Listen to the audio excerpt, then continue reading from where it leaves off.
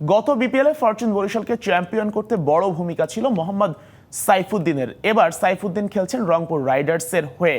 তার টার্গেট বিপিএলে ভালো পারফর্ম করে আবারও জাতীয় দলে ব্যাক করা।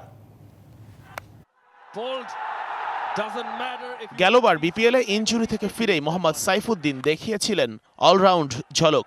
ব্যাট বলে পারফর্ম করেছিলেন সমান তালে।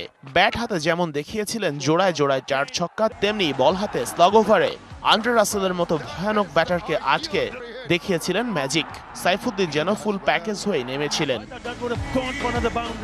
2024 বিপিএলে সাইফুদ্দিন ফিট হওয়ার পরই পাল্টে যায় ফরচুন বরিশালের চিত্র।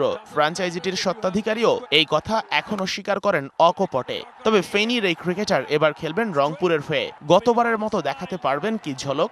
মাঠের অলরাউন্ডার আমি, আর ঘরের অলরাউন্ডার টাইলক্স।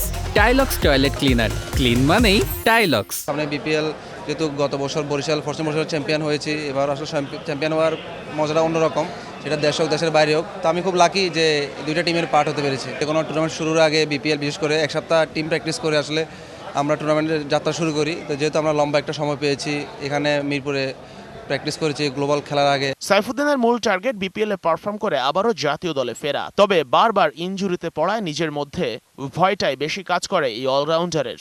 ভালো বোলিং করেছিলাম, তারপর আসলে সামান্য কিছু লিগামেন্টস ছিল, আমার হাতে একটু সমস্যা ছিল, যার কারণে পরে 2-3টা ম্যাচ মিস করি। অবশ্যই ভালো খেলে অবশ্যই সুযোগ আসবে, ইনশাল্লাহ ভালো করার চেষ্টা করতেছি। অবশ্যই বিপিএলটা অবশ্যই ভালো করার চেষ্টা থাকবে, যাতে আবার গত বছর মতো আবার ভালো পারফর্ম করার নজর আসতে পারে সিলেক্টরদের, এটাই লক্ষ্য থাকবে।